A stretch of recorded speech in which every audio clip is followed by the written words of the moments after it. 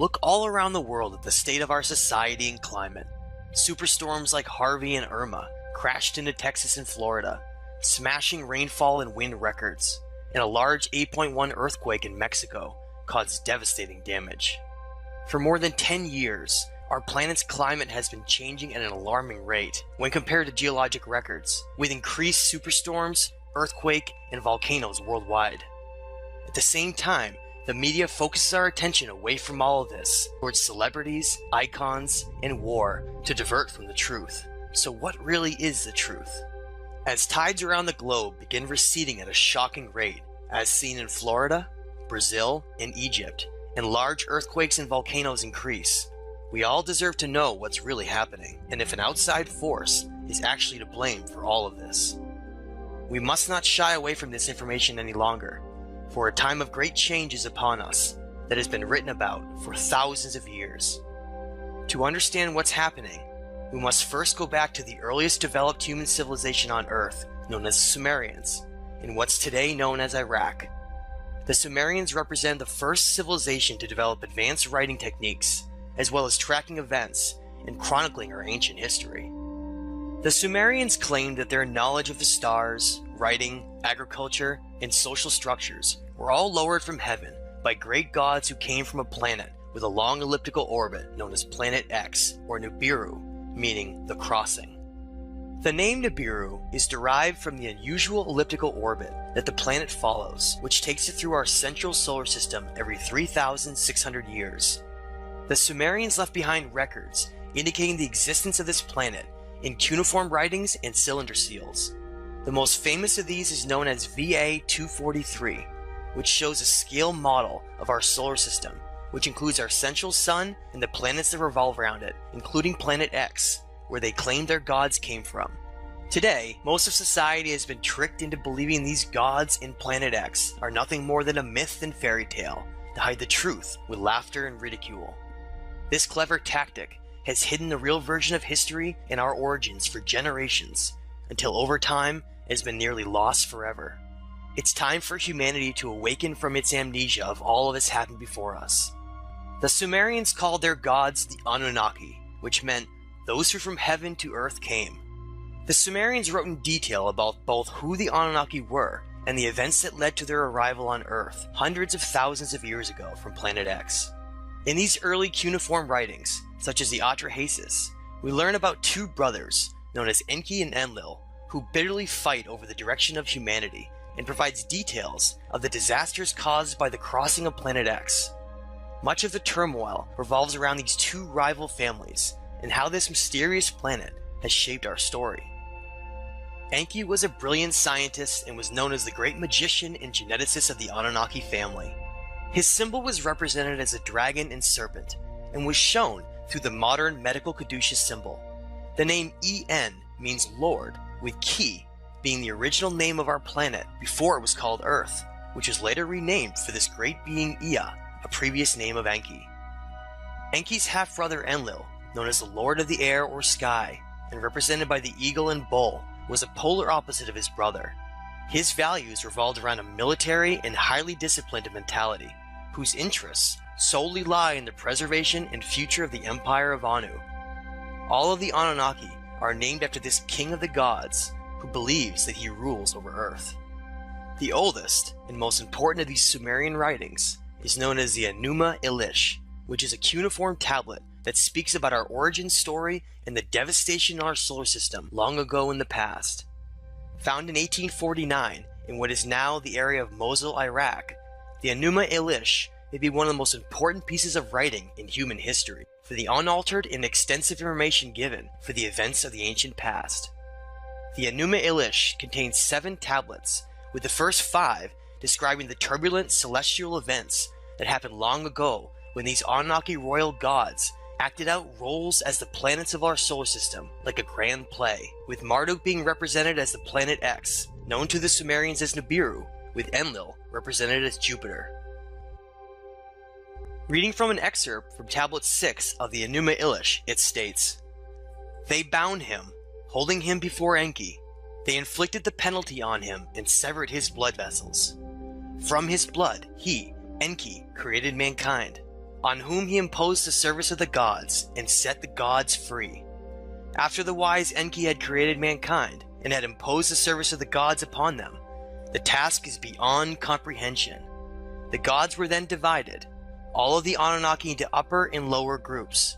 He assigned 300 in the heavens to guard the decrees of Anu, and appointed them as guard.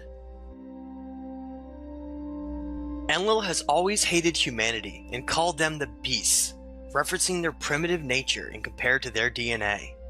These brothers were given ownership and responsibility over planet Earth and deemed themselves gods of everything beneath them. Most of our story, and the extensive conflict throughout humanity, all stems from the jealousy that arose between Enlil and his sons over the gifts within the human genome that were instilled secretly by using Enki's own DNA himself. We learned in the Enuma Elish in Atrahasis that the Anunnaki created humanity to ease the workload of the Igigi, the workforce of the royal family, and to jumpstart the genetics of the Neanderthal with their own DNA to toil in the Absu, which we know is South Africa. Today, thousands if not millions of ancient mining sites, dating to over 100,000 years old, utilizing advanced smelting techniques, have been found all over the region. This is the ancient reason why we still value gold nearly above all else, and is part of our long history of slavery on the planet. We are now just waking up to the truth of all of this. The original purpose behind the creation of Homo sapiens, through the eyes of Enlil, was to become a simple slave race, with only enough intelligence to comprehend basic orders. Even the idea of giving humans more intelligence through splicing their own Anunnaki DNA greatly angered Enlil, and he fiercely opposed it. Unbeknownst to Enlil, his half-brother Enki ended up secretly designing a model of Homo sapien that was far too intelligent and possessed large amounts of Anunnaki DNA that could even rival their greatness as a species. Enki felt great responsibility and compassion for his creation, and endowed Homo sapiens with an advanced brain and higher consciousness, with chakra centers of energy that could be manipulated from a distance in the future in case humanity became enslaved by ideas. When Enlil found out that Enki had given Homo sapiens the gifts of their intelligence and the right to free will through conscious expansion, he was furious and promised to enslave humanity forever and never allow them to know the truth of who they really are. Much of the current reality stems from the promise that has always been kept and is the purpose behind the inversion of so many meanings that lead back to the truth, such as the demonization of the snake, Enki's symbol. This realization of reality can be uncomfortable to accept, but necessary for growth and perspective. When Enlil was chosen to be the ruler of Earth, instead of his half-brother Enki, a promise that had been made for the ultimate slavery of humanity was orchestrated and carried out 12,800 years ago as the planet crossing Planet X approached perihelion and disaster occurred across the Earth, as told by Atrahasis, who was also known as Noah. This represented the great reset button of humanity, and just the calamity needed by Enlil to permanently enslave humanity by tricking them through the conditioning of certain ideas and laws, so that society would unknowingly give all of their energy away to these gods. The popular figure of the cross, represented by Planet X, meaning the crossing or the sacrifice on the crossing through Marduk's later trickery, was implemented into religion to become a massive control system of information in controlling the minds of all of society. A profound quote to explain this deception and control by Enlil, Ninurta, and Marduk on humanity comes from Barbara Marciniak, which states, "The ultimate tyranny in a society is not controlled by martial law, but controlled by the psychological manipulation of consciousness, through which reality is defined so that those who exist within it do not even realize they are in prison." Underground cities such as Derinkuyu, Turkey, provide startling evidence to show the immense work involved by past cultures to seek shelter during times of violent earth effects from Nibiru. These underground dwellings have been found all over the world and speak to a forgotten chapter of human history leading back to our current time today, where most of this isn't even believed or known by society to be real. In 1991, Dr. Robert Harrington, the chief astronomer of the US Naval Observatory, took an 8-inch telescope to the end of Black Birch, New Zealand, one of the few optimal viewing points on Earth, and discovered a large planetary body approaching our solar system. Dr. Harrington calculated this planetary body to be approaching from below the ecliptic at an angle of around 40 degrees. A year later, in 1992, NASA gave 2 press briefings where they prepared the public for disclosure of a new planet in the far outer reaches of our solar system they called Planet X. Millions followed the events, awaiting the spectacular announcement of a new planet, only to hear silence. Before Harrington could publish his findings, he mysteriously died of throat cancer, and his research was quickly debunked as simply mathematical inaccuracies. All information and stories about Planet X quickly disappeared, and most forgot it even existed. Today, the Vatican Observatory continuously monitors the heavens from multiple telescopes, awaiting the great return from heaven of the Anunnaki in Planet X. As we approach the fall of 2017, 3,600 years since the last crossing of Nibiru, the return and fulfilling of the prophecy of Revelation 12 seems imminent as events are unfolding across the world. As Planet X reaches perihelion near Earth, the changes we have been seeing will only increase in intensity. Great care must be followed by those living along coastal regions, especially those areas that are very low-lying and prone to flooding. Ocean levels will begin fluctuating dramatically during tidal phases, as well as increased earthquake and volcanic activity. Any large seismic activity could lead to a number of tsunamis along the coast and should be monitored closely. No matter what happens during this pass, records indicate it will not be anywhere near as destructive as the past 12,800 years ago, which led to the end of the Ice Age and the Great Deluge. The biggest impacts from Planet X are likely not going to come from environmental disruptions, but from sweeping change across our social, monetary, political, religious, and scientific understandings. Reality as we know it will change forever once intelligent life is finally announced to the public. All of the silly distractions and ignorance that has plagued our world will melt away with astonishment and wonder once major discoveries in archaeology are revealed that lie under the Great Pyramid of Giza and the Sphinx, known as the Halls of Amenti. Our understanding of who we are and our place within the multiverse is just beginning to be understood. This will be a time of weighing our consciousness and measuring our actions to reflect on what kind of being we are and how we can contribute to our timeline story. The Anunnaki gods follow the ancient rules laid down for the balancing of energy during zodiacal cycles. The time of Pisces featured a negative polarity, which is why we saw war dominate the planet for thousands of years. All of these changes represent the great metamorphosis of our time as we enter the positive polarity of Aquarius in the next several years to take the first step on our journey into the cosmos to join our galactic neighbors. What kind of society will we become? One focused on war and material gain by the eagle? Or higher consciousness in the lost teachings of the great dragon Enki?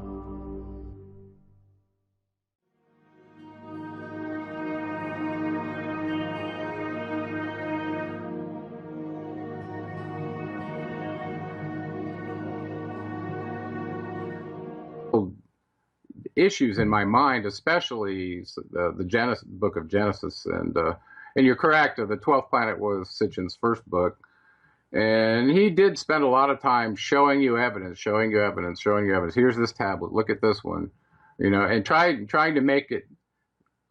He was trying to justify this unbelievable theory that most of the scientific people and the academics were dissing him over, because he was like a Wilhelm Reich. Or what was it? What's the guy's name who discovered Troy? I can't remember his name. He was a German, though. But, the same problem with him is the academics dissed him. And, so he was pretty much out on his own with his own resources.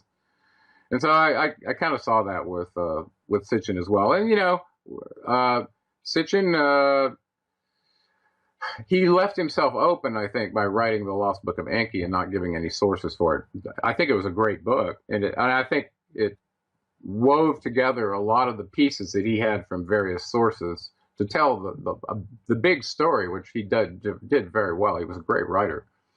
But I never felt like I could reference that book without references, so I never really talk about that one. But the 12th planet really opened my eyes to the Sumerian documents. And I'd been looking for a culture that had the earliest writing, so I could kind of go back to the source and go, well, where did this technological chasm come between different civilizations? That's how I was approaching it. And then I read, I think, Genesis Revisited from him. And this really made me go back and read the Bible again closely. And I started seeing things from the perspective now, having read all the Sumerian documents, that made a lot more sense to me. And with that perspective, you could differentiate the truth from a lie a lot more readily. And so when you go back and read Genesis 1, and you see that that these gods, plural, created man in our image and our likeness, and then go read the Atrahasis account, where a council meeting of the Anunnaki specified exactly that. And I mean plural, there were 6 men and 6 women on this council. So, you start seeing those kind of correlations as well once you've read the Sumerian documents, which predated the Bible by a very long time. All of a sudden you realize that what you have there that's called the Word of God isn't completely true. And there were political agendas in writing that book. If you truly understand the circumstances the Hebrew people were in as they were being held captive in Babylon, where they first saw these documents, these Sumerian documents. Okay, so what do we know? What is your specific question about the prehistory of Nibiru, this planet that they say they come from? And then we can kind of walk from there into the main players and who did what to whom and how we ended up where we are now. But kind of will give us a platform to maybe discuss a little more. Great. Correlations with how we go forward, because that's once you realize all this stuff, it takes a long time to process it. And some people years. Okay, this is like tearing out every belief system you have, and all of a sudden you're faced with this truth that's in stone, that's sitting up in museums, where you can either ignore it or synthesize it and realize what they were saying probably was not a lie, even though it was called a myth by by the conquering cultures, right? Well, and here's one thing that I'd like to make a point. As far as different religions and cultures and beliefs, that's one of the amazing things about being a human being, is we have the right to think for ourselves and believe what we want to. So, whatever take or mindset you have on religion, divine providence, God, if you believe in multiple gods, if you're an atheist, whatever, this is tonight just an opportunity to hear about stuff that's been documented throughout history.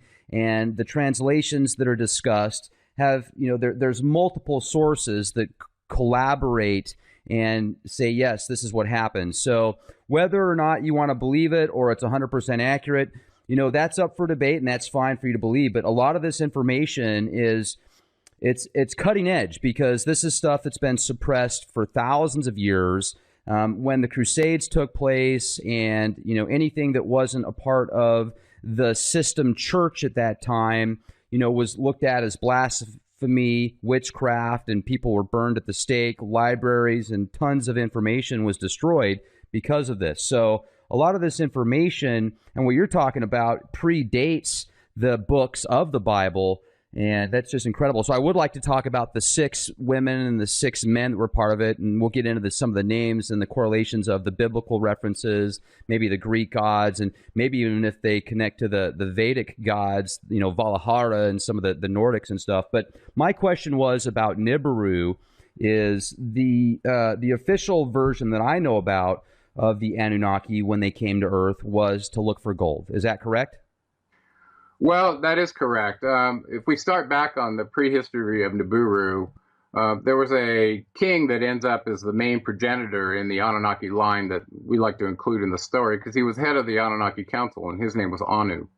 Okay, so Anu was the original king, or as far back as you can go, it was Anu. Right, and we're circa 450,000 years ago right now, and according to their records, one of the beings who was the prior king, his name was Lama. Excuse me. He was discussing problems in their atmosphere, whether to bolster their atmosphere to protect themselves against radiation using the volcanoes to reactivate them by firing missiles into them, or to create a particulate solution to seed the atmosphere. And this was a discussion they were having way back then, because you have to understand, in the myths of Mesopotamia, there's a document in there called the Atrahasis, written by Stephanie Dalley. And the document is, I'm sorry, the Enuma Elish. There's Atrahasis as well, but the Enuma Elish is the Babylonian or the Sumerian cosmogony, which essentially describes how our solar system came to be. And why it's important to them is because, according to the account, their planetary system, we call it the Nibiru constellation, all right? It looks like they have a mini sun and about 7 planets total.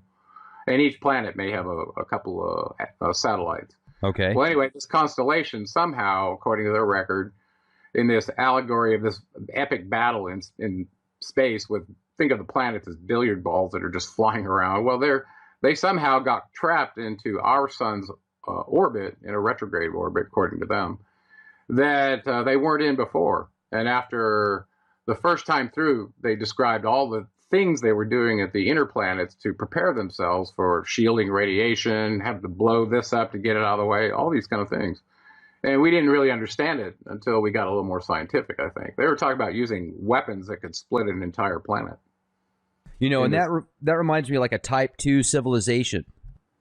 Right. So anyway, they had atmospheric problems without getting too lost there.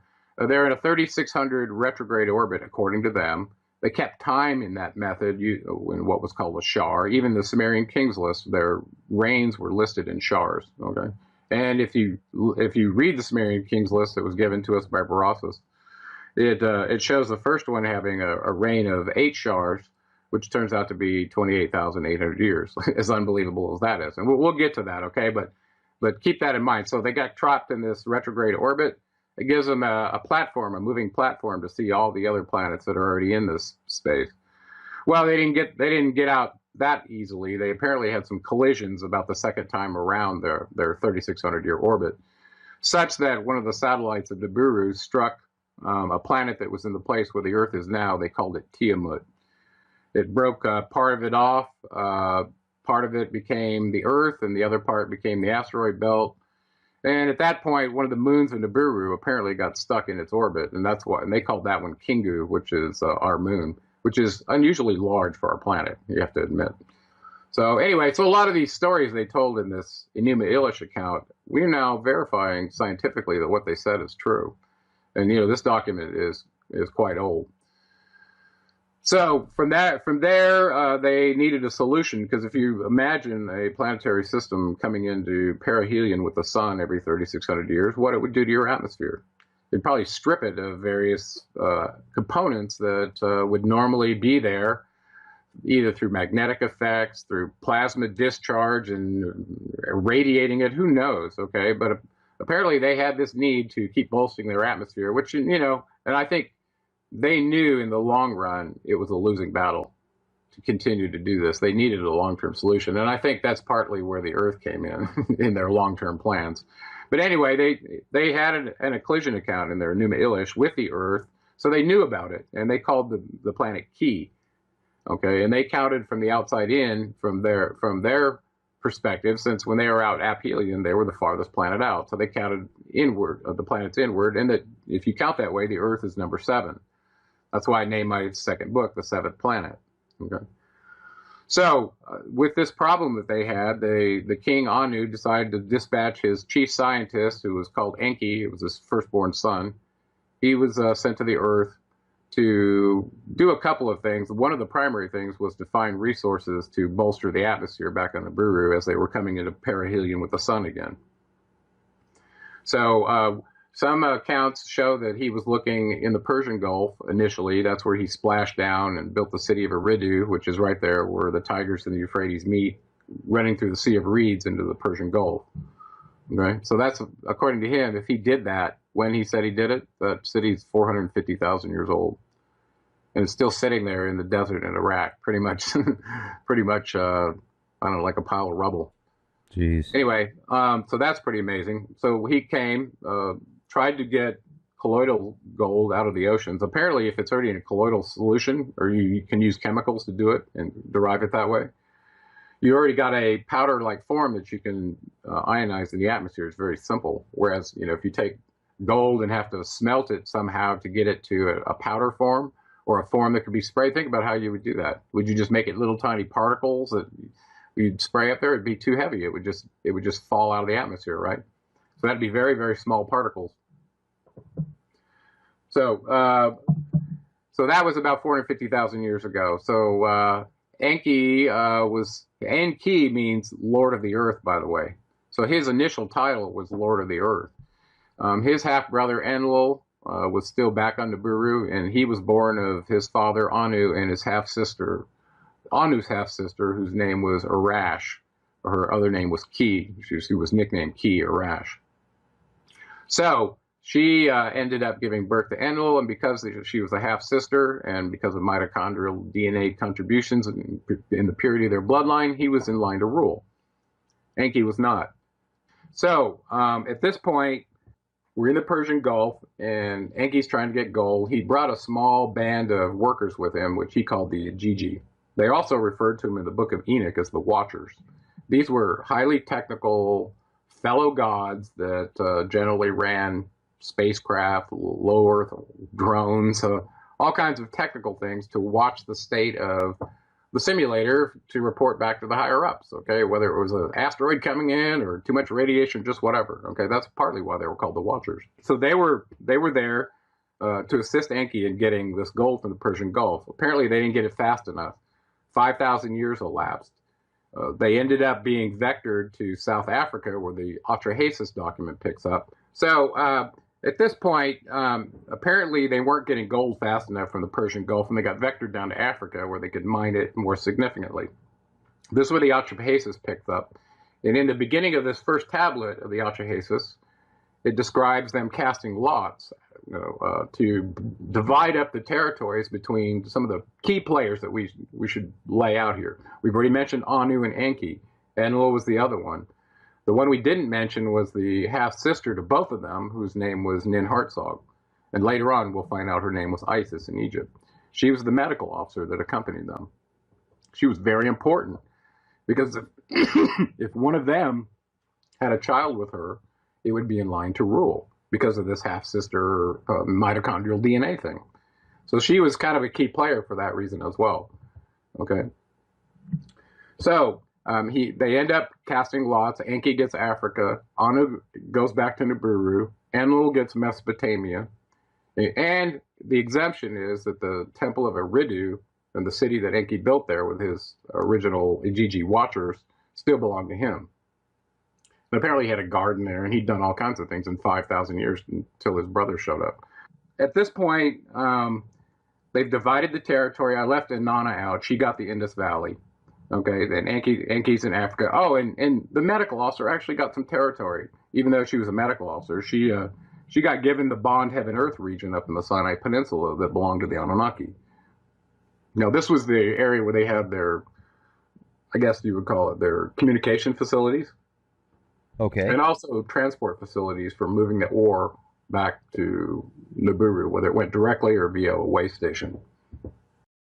I'm thinking of those in Peru or somewhere out there. They had those ginormous, like, landing pads and very big, kind of, I guess, sculptures of different animals and stuff like that. Was that done by the Anunnaki? Like, was that to give them an idea from space? It very well could have. There have been several races, I believe, that have visited the Earth and done prospecting here. And I think there have been somewhat controversies between races of vying for those, resources from the Earth. So, resource wars and genetic wars, both. Excuse me. Okay, so let's go back to Africa. We've now got the main players. They've divided the territories. And these Ajiji Watchers are signed up to come down to Africa and mine the gold manually versus this colloidal method they were originally planning to do from the ocean. Well, this is hard work.